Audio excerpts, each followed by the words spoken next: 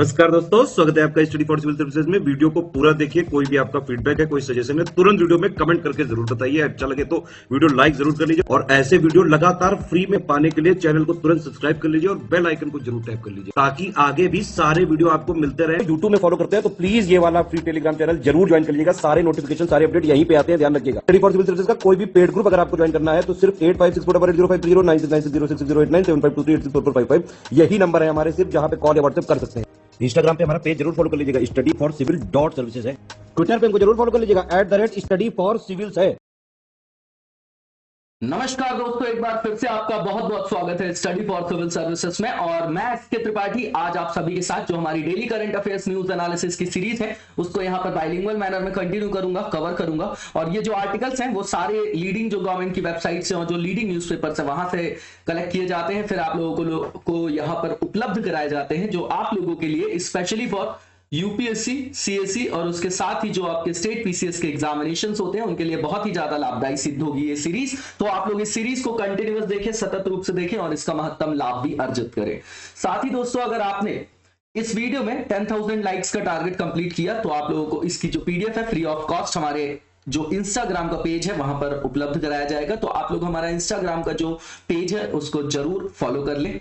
और सबसे पहले जो हम टॉपिक देखने जा रहे हैं हम लोग आज उसको देखेंगे हम लोग। तो सबसे पहला जो टॉपिक है आज का, सुभाष चंद्र बोस आपदा प्रबंधन पुरस्कार 2022 का है यहाँ पर कि किसको दिया गया है, देखेंगे हम लोग। ये बिल्कुल प्रीलिम्स के लिए है, कंटेक्चुअल पार्ट है ये आपका, पुरस्कार के बारे में है, ठीक है ना। जीएस पेपर थर्ड में रख सकते हैं डिजास्टर मैनेजमेंट के अंतर्गत। दूसरा आईएएस कैडर रूल्स है, इसमें कुछ संशोधन वगैरह किया गया है ना। ऑल इंडिया सर्विसेज में आप लोगों को पता है कि इसमें जो आपका अपॉइंटमेंट करती है ना, वो कौन करती है, सेंट्रल गवर्नमेंट। लेकिन फिर उनको डेपुटेशन वगैरह में राज्यों में भेजा जाता है ना, और भी जो है डेपुटेशन वगैरह में भेजा जाता है ना, केंद्र से राज्य, राज्य से केंद्र, ये सब आप लोगों को पता होगा। तो यही सब जो है इसके संदर्भ में यहाँ पर रूल में संशोधन किया गया है। बिल्कुल छोटा सा टॉपिक है ना, इसको देखेंगे हम लोग। तो ये जीएस पेपर 2 में रख सकते हैं। उसके बाद इंडिया जो है एमर्ज हुआ है अभी लार्जेस्ट एक्सपोर्टर के रूप में, कुकुम्बर और घेरकिंस के रूप में, है ना, घेरकिंस और कुकुम्बर के संदर्भ में विश्व में। इसको देखेंगे हम, थर्ड पेपर का पार्ट है। और इसके बाद रंगोली उत्सव उमंग राष्ट्रीय बालिका दिवस जो मनाया जाता है 24 जनवरी के दिन, उसी के संदर्भ में जो है ये उत्सव इस बार उमंग उत्सव, जो रंगोली उत्सव जिसको बोला जा रहा है, उसका आयोजन किया जा रहा है। आप लोगों को पता होगा कि जो आजादी का अमृत महोत्सव मना रहे हैं उसी के अंग के रूप में, उसी के आयाम के रूप में एक ये भी आपका अंग है। इसको देखेंगे हम, तो सेकंड पेपर में रख सकते हैं आप इसको। इसके बाद ड्रोन का यूज एग्रीकल्चर में किया जाए, उसके लिए कई सारे जो है वहां पर इंसेंटिव्स गवर्नमेंट दे रही है ना। तो इसके बारे में यहां पर चर्चा करेंगे, थर्ड पेपर का पार्ट है। उसके बाद एलसीए तेजस जो है आपका, उसमें जो आपका स्वदेशी जो सेंसर हथियार और जो ईडब्ल्यू जो आपका सूट बोलते हैं जिसको, और पनडुब्बी वगैरह जो होती है उसके लिए भी एयर इंडिपेंडेंट प्रपल्शन वगैरह का जो यहाँ पर वहां पर झांकी वगैरह प्रस्तुत किया जाएगा। कहां पर, 26 जनवरी के दिन, गणतंत्र दिवस के दिन। तो इसलिए ये न्यूज में है, ये देखेंगे हम कि किस किस चीज की झांकी यहां पर जो है वो प्रस्तुत की जाएगी। तो जो जो चीजें वहां पर शो की जाएगी वो हमारे लिए वैसे भी इंपॉर्टेंट हो गया, ठीक है ना। तो प्रीलिम्स पॉइंट ऑफ व्यू से इंपॉर्टेंट है ये आपका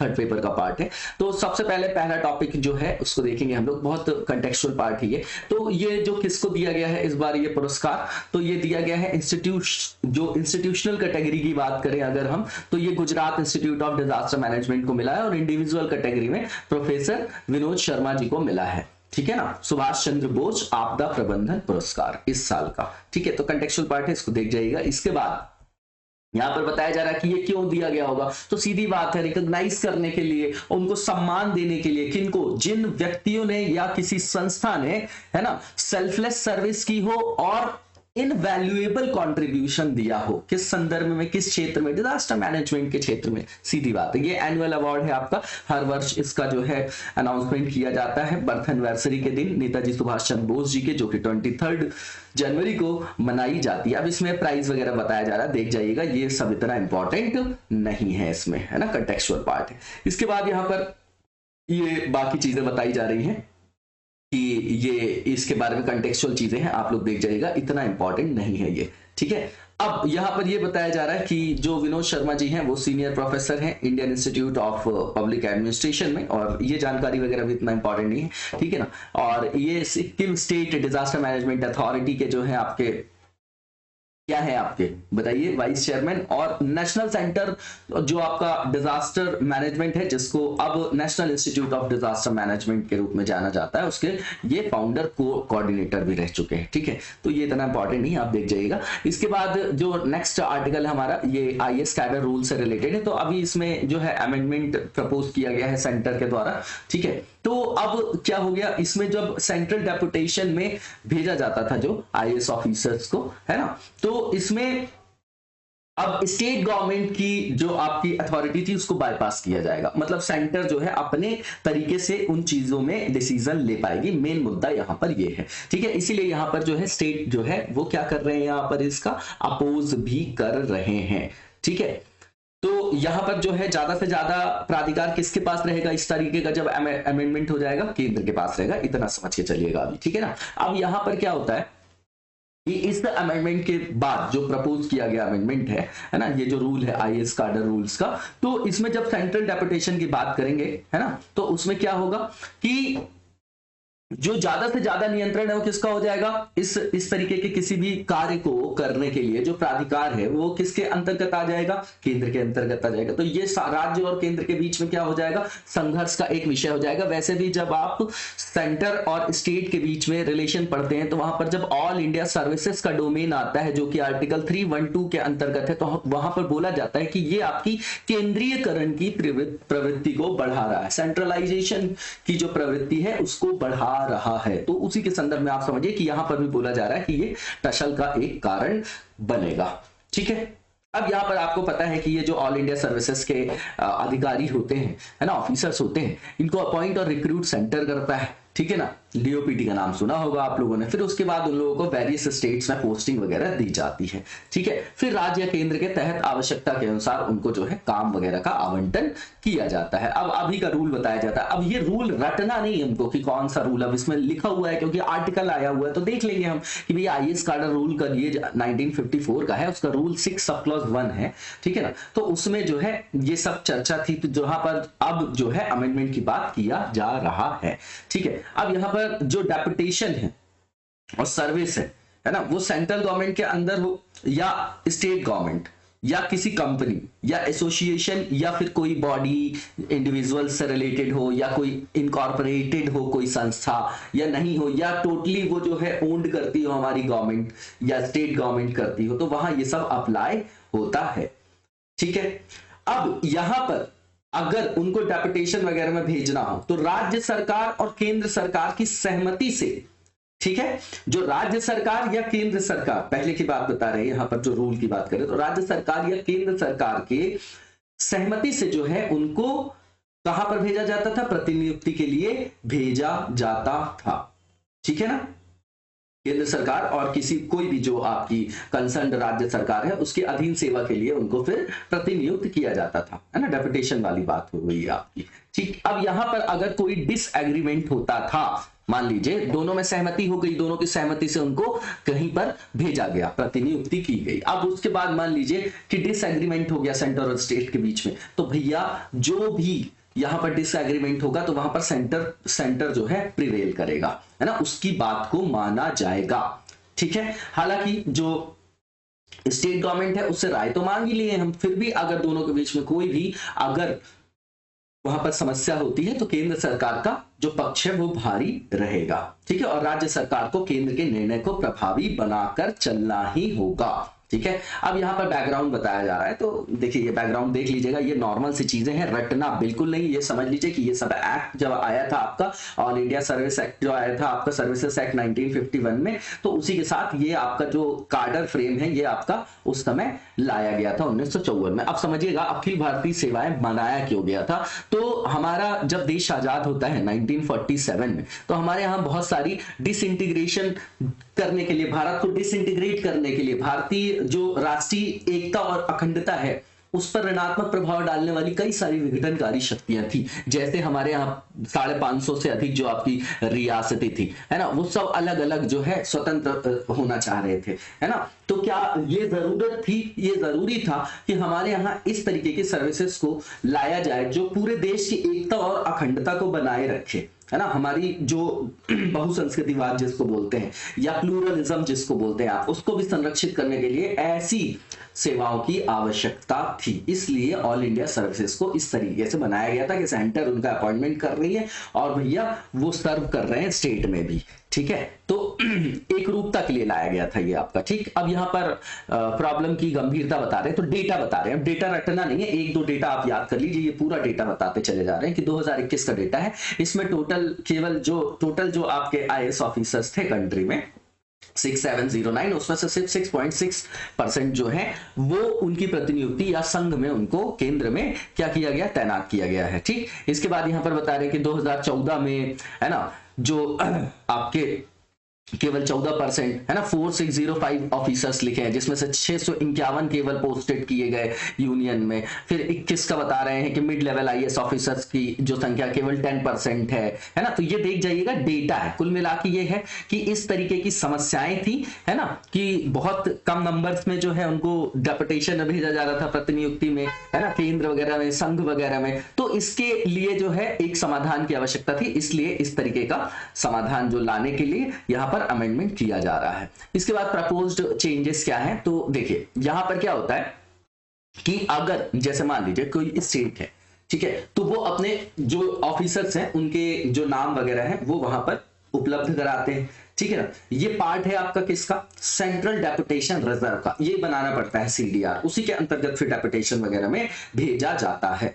अब ये जो एक्चुअल नंबर होते हैं ऑफिसर्स के, है ना, जो डेपुटेशन के लिए वहां पर नामित वगैरह किए जाते हैं, तो वो सेंट्रल गवर्नमेंट डिसाइड करती है, लेकिन कंसल्टेशन के साथ, किसके कंसल्टेशन के साथ, स्टेट गवर्नमेंट। बिल्कुल सीधी सी बात है। अब यहां पर जो सीडीआर बनाया जाता है, इसमें कभी भी जो इसकी एक्चुअल स्ट्रेंथ होती है किसी भी पॉइंट पर 40% से ज्यादा नहीं होनी चाहिए। नॉर्मल सी चीज है, कंटेक्चुअल पार्ट है ना, और बिल्कुल भी ये इतना इंपॉर्टेंट नहीं है कि इसको हम देखें इतने डिटेल में। आप इसको एक बार रीडिंग मार लीजिएगा, ठीक है। अब इसके बाद यहां पर जो बताया जा रहा है आगे कि यहां पर मान लीजिए कोई स्पेशल कंडीशन बन गई, है ना, और पब्लिक इंटरेस्ट का कोई मुद्दा आ गया, तो वहां पर अगर सेंट्रल गवर्नमेंट को रिक्वायर्ड है, आवश्यकता है, तो स्टेट गवर्नमेंट को वहां पर जो है स्पेसिफाइड टाइम पर डिसीजन लेके वहां पर सेंटर की बात को मानना पड़ेगा, ठीक है। अब यहां पर तर्क वगैरह बताया जा रहा है कि भैया ये इसलिए इंपॉर्टेंट है कि स्टेट्स जो है अभी भी एडिक्वेट नंबर में, मतलब पर्याप्त संख्या में ऑफिसर्स का नाम जो है सेंट्रल डेपुटेशन के लिए नहीं प्रोवाइड कर रहे हैं, है ना। तो जो आपकी रिक्वायरमेंट्स है ना, सफिशिएंट मात्रा में जो हमको ऑफिसर्स चाहिए, है ना, वो हम फुलफिल नहीं कर पा रहे हैं, इसलिए इस तरीके के कदम को उठाया जाना आवश्यक था, ठीक है ना। अब इसके बाद यहां पर बताया जा रहा है कि स्टेट अपोज क्यों कर रहा है, तो सीधी बात है, कोऑपरेटिव फेडरलिज्म पर बोल रहे हैं, नेगेटिव इंपैक्ट पड़ेगा। ये तो सेंट्रलाइजेशन की प्रवृत्ति को बढ़ाते जा रहे हो आप लोग इस तरीके से, तो जो हमारे केंद्रीकरण की प्रवृत्ति है बढ़ती जाएगी, राज्यों की स्वायत्तता पर ऋणात्मक प्रभाव पड़ेगा। हमेशा से वही टॉपिक रहा है, वही मुद्दा रहा है जो राज्य बताते आए हैं, और वो यहां पर भी वही आएगा, ठीक है ना मुद्दा। इसके बाद यहां पर बताया जा रहा है कि कुछ और भी रीजंस हैं, है ना, इसमें जो बताए जा रहे हैं कि ये मान लीजिए कि यहाँ पर इस तरीके के सेंटर के प्रेफरेंस को अगर इस तरीके से कर दिया जाएगा कि सेंटर को ओवरराइड अगर सेंटर कर रही है, ठीक है, तो यहाँ पर कई सारे जो ऑफिसर्स होते हैं वो भी आपके सेंटर में नहीं जाना चाहते, क्योंकि उसका कारण क्या है कि उनको लगता है कि सेंटर पे जाके, क्योंकि अब लैटरल एंट्री वगैरह भी होने लग गई है, तो वहां जाके जो है बहुत ज्यादा सेंट्रलाइज्ड एनवायरनमेंट में काम करना पड़ेगा, है ना। तो वो अपने होम स्टेट में ज्यादा क्या करते हैं, अपने होम स्टेट में ज्यादा कंफर्टेबल फील करते हैं, और वो भी जो है वहीं रहना चाहते हैं।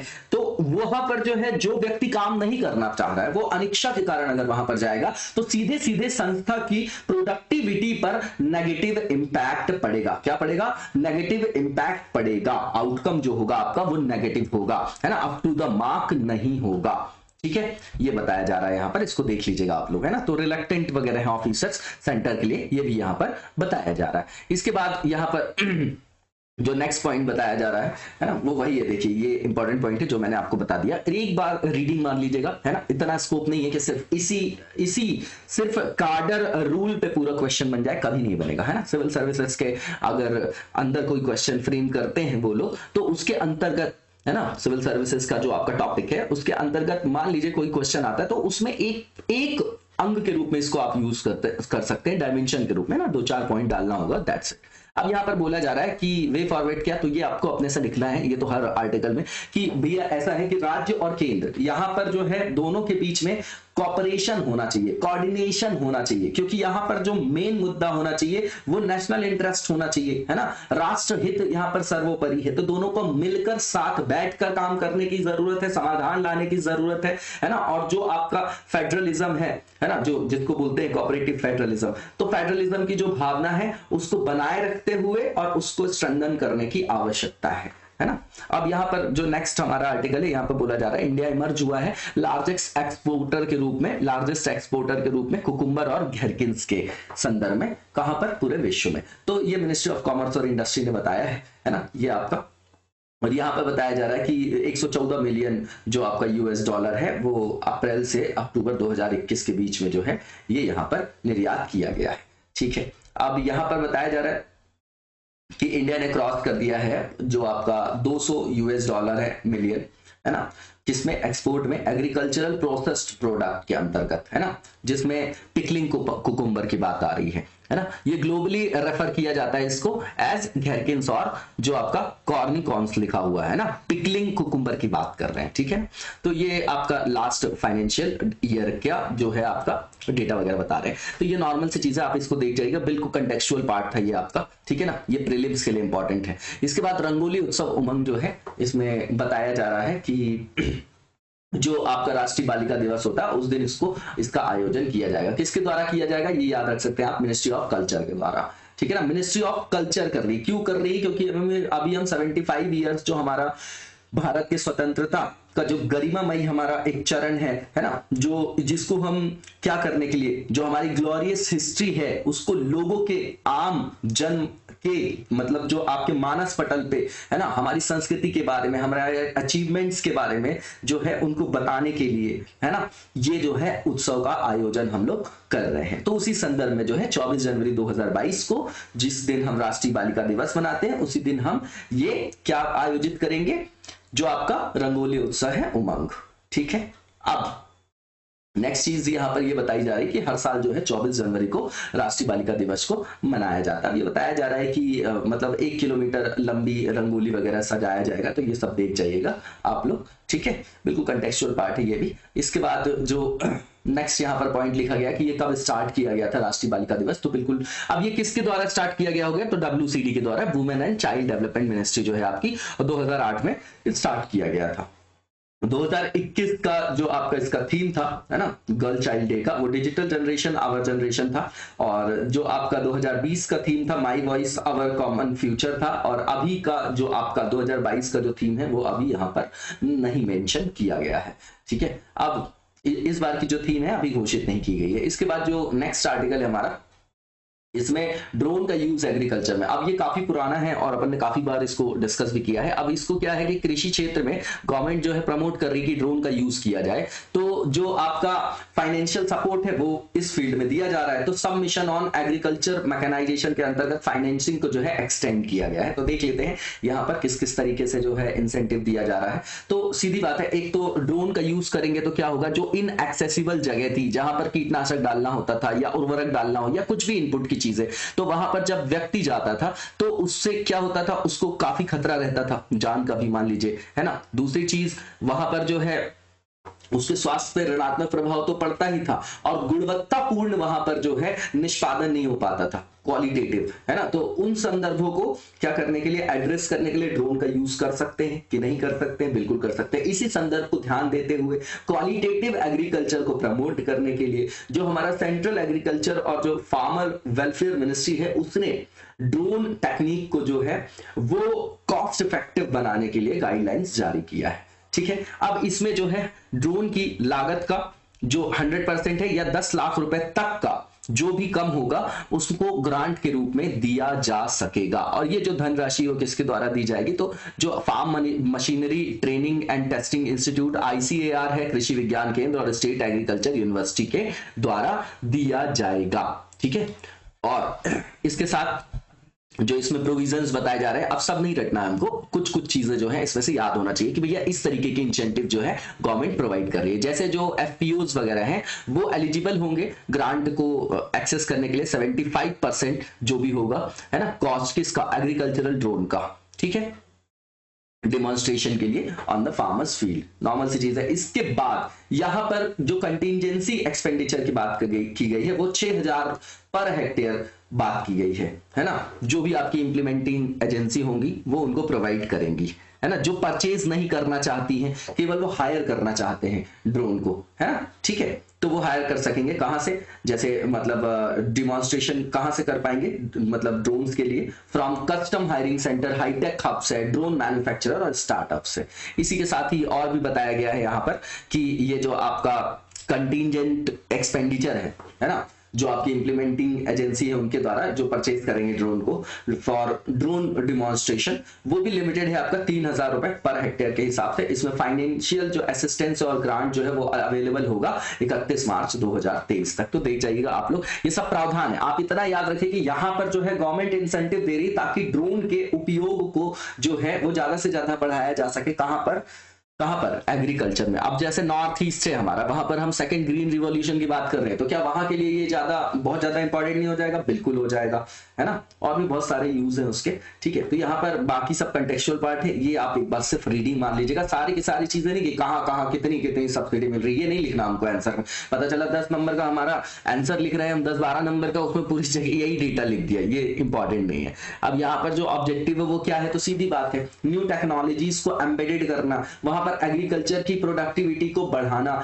हमारे यहाँ जो आपकी सस्टेनेबल एग्रीकल्चर है उसको मोबिलाइज करने के लिए, उसको इंप्लीमेंट करने के लिए, जैसे ड्रिप इरिगेशन है ना, जो मैकेनाइज्ड फार्मिंग है आपकी, है ना, जो आपका प्लांटिंग हार्वेस्टिंग है, ग्रेडिंग वगैरह है, तो इन सब तकनीकों का भी सफलतापूर्वक उपयोग किया जा रहा है। उसी के संदर्भ में एक ये भी टेक्निक है आपकी कि ड्रोन का भी यूज किया जा रहा है, और नई नई टेक्निक से हमारे यहाँ एग्रीकल्चर की प्रोडक्टिविटी बढ़ेगी, ठीक है।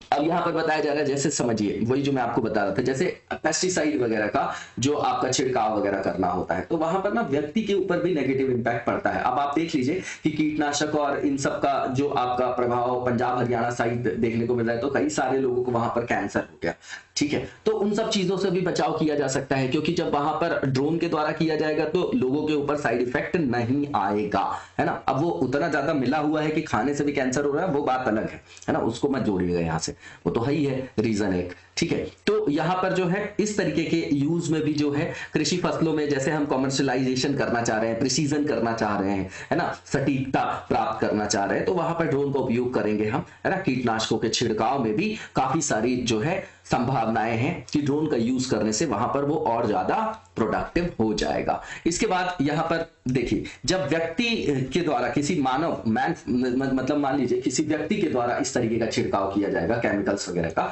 तो उसके लिए मैन पावर की रिक्वायरमेंट तो होती ही है, लेकिन आप ये भी समझिए कि वहां पर पानी वगैरह का भी जो है आपका बहुत ज्यादा वेस्ट हो जाता था। किसका? पानी का, जल की मात्रा का बहुत ज्यादा जो है वेस्टेज हो जाता था, रसायन भी बहुत ज्यादा वहां पर क्या हो जाता था, छिड़काव हो जाता था, तो उससे एनवायरमेंटल एस्पेक्ट में भी नेगेटिव इंपैक्ट पड़ता था, और व्यक्ति के स्वास्थ्य पर भी, और आपका वाटर स्कार्सिटी की तो समस्या है ही है हमारे यहाँ, तो वाटर जो आपका रिसोर्स है ना, उसका भी अपव्यय हो रहा था। तो इन सब चीजों को भी वहां से एड्रेस किया जा सकेगा, है ना। क्यों? क्योंकि रिड्यूस किया जा सकेगा, सीधा सीधा मैन पावर की रिक्वायरमेंट रिड्यूस हो जाएगी, और टाइम का जो है वो भी बचत होगी, और जो पानी का इतना सारा अपव्यय हो रहा था वो भी कम होगा, ठीक है। इसके बाद यहां पर वही बताया जा रहा है कि जो अमाउंट ऑफ वाटर है एज वेल एज पेस्टिसाइड्स, है ना, तो जो आपका लेस अमाउंट ऑफ वाटर जो है वहां पर अब क्या होगा, जैसे मान लीजिए पहले पानी का अपव्यय ज्यादा हो रहा था, तो उसको भी बचाया जा सकेगा। नॉर्मल सी चीजें, बिल्कुल सीधी सीधी चीजें लिखी हुई है, इतने बड़े आर्टिकल में गिनी हुई चीजें हैं, इसमें जो भी लिखा हुआ है ये सब अपने से भी आप लिख सकते थे, कई बार हम चर्चा कर चुके हैं इसकी, ठीक है। इसके बाद जो इनएक्सेसिबल जो भी जगह है ना, वो भी जो है किसानों के लिए क्या हो जाएंगी, एक्सेसिबल हो जाएंगी। क्यों? क्योंकि जहां पर दुर्गम क्षेत्रों में मनुष्य नहीं पहुंच पा रहा था, वहां पर ड्रोन पहुंच जाएगा, है ना, आराम से, ठीक। तो इससे क्या होगा आपका कि जब कृषि क्षेत्र में इतनी सारी एप्लीकेशंस देखेंगे, है ना, लोग, तो लोगों को दिखाई देगा कि प्रोडक्टिविटी बढ़ रही है, तो उसकी मांग बढ़ेगी, किसकी? ड्रोन की। तो इससे इनकरेज होगा हमारे यहाँ डोमेस्टिक ड्रोन प्रोडक्शन भी क्या होगा, इनकरेज होगा, और इससे जो हमारा आत्मनिर्भर भारत है कहीं ना कहीं वो भी तो कहीं ना कहीं वो कनेक्ट होगा यहाँ से कि नहीं होगा, बिल्कुल होगा। ठीक है, इसके बाद आगे की ओर चलेंगे हम लोग और नेक्स्ट आर्टिकल देखेंगे। नेक्स्ट आर्टिकल जो है इसमें सीधी बात है कि डीआरडीओ डिस्प्ले करेगा 2 टेबल जो आपका है ड्यूरिंग रिपब्लिक डे परेड 2022। तो झांकी वगैरह निकाली जाएगी, है ना, उसके अंतर्गत जो भी हम यहाँ प्रदर्शित कर रहे हैं वो हमारे लिए वैसे भी इंपॉर्टेंट हो गया प्रीलिम्स पॉइंट ऑफ व्यू से। ठीक है, तो आना जो हमारा अभी आने वाला है 26 जनवरी 2022 को, जो हमारा गणतंत्र दिवस है, उस समय जो है आपका जो टेबलेक्स है उसमें जो है आपकी झांकी है, इसके अंतर्गत suit of indigenously developed sensors weapon and electronic warfare system for LCA, जो लाइट कॉम्बैट आपका एयरक्राफ्ट तेजस है, and air independent propulsion system developed for the submarines of Indian navy. तो इनका जो है वहां पर क्या किया जा रहा है,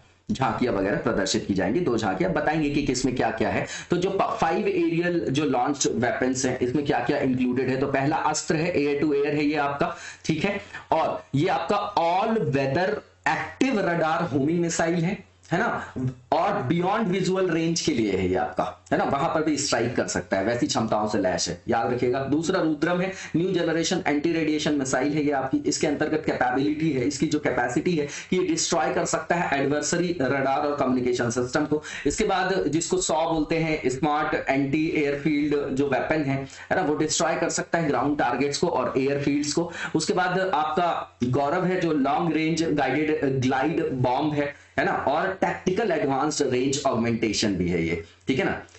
ठीक है, तो इसमें एडवांस प्रिसीजन होता है, जो स्ट्राइक कर सकता है वेपन को, है ना, मीन फॉर ग्राउंड टारगेट्स। तो ये बिल्कुल कंटेक्चुअल पार्ट्स हैं। इसके बाद जो है यहाँ पर ये जो आपकी टेक्नोलॉजी जो ये वेपन है कहां पर डेवलप किए गए हैं, तो जो आपका हैदराबाद बेस्ड आपकी लेबोरेटरी है डीआरडीओ की, वहां पर। तेजस क्या है, तो ये भैया it is fitted with advanced self protection jammer, ठीक है ना, देख जाइएगा इसको। इसके बाद यहां पर जो दूसरी झांकी के बारे में बता रहे हैं, तो उसमें शोकेस किया जाएगा किसका, इंडिजिनियसली डेवलप्ड एआईपी सिस्टम का, ठीक है ना। ये नेवल सबमरीन के लिए है ना, जो अंडर वाटर चलती है आपकी, है ना। तो ये आपका इसके अंतर्गत क्या होगा कि जब इसका यूज किया जाएगा तो इसमें जो आपका ये जो आपका एआईपी सिस्टम है ये पावर्ड होगी कैसे, स्वदेशी तकनीक के द्वारा डेवलप किए गए फ्यूल सेल के द्वारा, है ना। और ऑनबोर्ड जो है वहां पर हाइड्रोजन जनरेटर लगा होगा, नोवेल ऑनबोर्ड हाइड्रोजन जनरेटर, जो उसको क्या करेगा, पावर देगा, ठीक है। ये विश्व के अंतर्गत देखा जाए तो वन ऑफ द बेस्ट या one of the most advanced AIP systems के अंदर इसको काउंट किया जाता है। अब जैसे मान लीजिए कि इसके अंतर्गत होगा क्या, तो सीधी बात है ये लंबे समय तक जो है जल के अंदर बिल्कुल शांति से जो है बना रहेगा और पता नहीं चल पाएगा कि वहां पर पनडुब्बी है भी कि नहीं है। तो लंबे समय तक जल के अंतर रहेगा, ये अंडर वाटर रह सकेगा, ठीक है, और ये बिल्कुल शांत रहेगा, है ना, बिल्कुल आवाज नहीं आएगी, है ना। तो ये ज्यादा इफेक्टिव होगा, ठीक है ना, क्वाइटर ज्यादा होगा, ज्यादा इफेक्टिव होगा। और ये जो कस्टमाइज किया जा रहा है ये P75 क्लास ऑफ सबमरीन के अंतर्गत, बताइए ये प्रोजेक्ट 75 है क्या, और अगर प्रोजेक्ट 75 है तो ये प्रोजेक्ट 75 है क्या, बताइए जरा मतलब कमेंट बॉक्स में। इसमें ये बताया जा रहा है कि जैसे मान लीजिए कन्वेंशनल जो आपके डीजल इलेक्ट्रिक सबमरीन होते थे, है ना, तो उससे ये आपका एडवांस हो गया ना, क्योंकि वहां पर तो जो आपका डीजल, जो आपका पहले डीजल वाला जो आपका इलेक्ट्रिक पनडुब्बी होते थे वो आपकी उतनी देर तक लंबे समय तक जल के भीतर नहीं बना रह सकता है, लेकिन ये जो होगा आपका ये लंबे समय तक जल के अंदर बना रहेगा। और यहाँ पर पावर जो है वो ऑन बोर्ड आपका वहीं पर जो है जनरेट किया जा रहा है, किसके द्वारा, फ्यूल सेल टेक्नोलॉजी के द्वारा, है ना। लेकिन ऐसा डीजल इलेक्ट्रिक पनडुब्बियों के अंतर्गत नहीं होता था। फ्यूल सेल के बारे में काफी बार यूपीएससी ने क्वेश्चन बनाया, बताइए जरा फ्यूल सेल होता क्या है ना, देख जाइएगा, ये भी कंटेक्चुअल पार्ट था आपका। इसके बाद जो नेक्स्ट पार्ट है हमारा वो एमसीक्यू से रिलेटेड है, और पहला जो एमसीक्यू है हमारा ये सुभाष चंद्र बोस जी के बारे में है। स्टेटमेंट दिए गए हैं, बताना है कौन सा ट्रू है। तो पहला ये कि इनका जो बर्थ डेट है ये ऑब्जर्व किया जाता है एज पराक्रम दिवस के रूप में, ठीक है, पराक्रम दिवस के रूप में जो है इसको क्या किया जाता है, मनाया जाता है, ठीक है। इसके बाद जो दूसरा यहाँ पर स्टेटमेंट है कि पराक्रम दिवस जो है सेलिब्रेट किया जाता है 23 जनवरी को, बिल्कुल ठीक है। तीसरा ये कि सुभाष चंद्र बोस आपदा प्रबंधन पुरस्कार रिलेटेड है with excellent in the field of disaster management, बिल्कुल ठीक है। और इनके पॉलिटिकल जो मेंटर थे वो आपके चित्तरंजन दास थे, तो ये हमने कवर भी किया था। सारे के सारे स्टेटमेंट सही है, ऑल ऑफ द अबव होगा जो कि सी में दिया गया है। इसके बाद जो नेक्स्ट क्वेश्चन है इसमें पूछा जा रहा है कि रिसेंटली जो आपका किस किस राज्य को अपना पहला वैज्ञानिक पक्षी जो है आपका एटलस मिला है? एटलस, एटलस है ना, ये बताना, बिल्कुल कंटेक्चुअल पार्ट है आपका ये, है ना। तो ये केरला का है, केरला बर्ड एटलस जो है ना, केरला जो बर्ड एटलस है उसने भारत में अपनी तरह का पहला राज्य स्तरीय पक्षी एटलस जो है उसको वहां पर रिकॉग्नाइज किया है, ठीक है ना, रिकॉग्नाइज किया है, ठीक है ना। तो इसका आंसर क्या हो जाएगा आपका? डी हो जाएगा, केरला। ठीक है, इसी के साथ आज के वीडियो को यहीं पर विराम देंगे, नेक्स्ट वीडियो में कंटिन्यू करेंगे, तब तक लगातार जबरदस्त तरीके से पढ़ते रहिए। Thank you so much, best of luck.